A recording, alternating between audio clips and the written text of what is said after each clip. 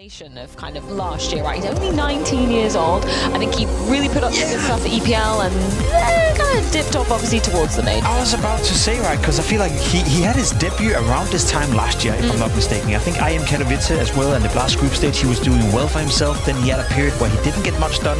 Then he was doing fine at EPL again and then dipped for the major. He's showing inconsistency, and maybe sometimes we forget that when you're 19 years of age, not everyone is Doc, not everyone is Saibu, not everyone is going to come in the debut season and dominate. I think Arcadia slowly but surely is moving in the right direction, but he has shown inconsistency. There's no doubt though that when he's playing good Counter-Strike, when he's playing well, we see that in FPL, we see it on Faceit, we see it on the Pro Circuit as well.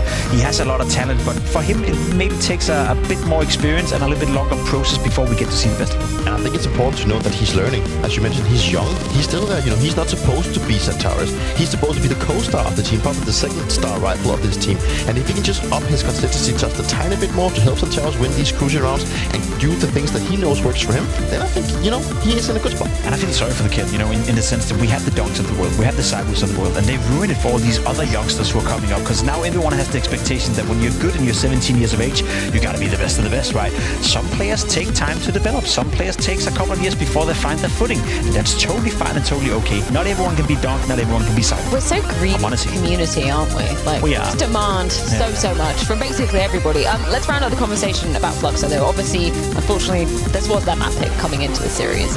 First half, it did look promising, but I felt like it looked a little bit, it wasn't the cleanest Counter-Strike when we moved on to that second half, right? No, it was messy, and as we spoke about, I think that's always going to be the case when Art is the in-game leader, and especially when he's surrounded by 3-4 youngsters who maybe lack a bit of experience on this level. So in reality, I like to say this because I think we got exactly what we expected. A somewhat competitive game where the better team won. It was messy at times, it was competitive at times, but at the end of the day, I don't think many people expect Fluxo to beat EF, regardless of it being their map.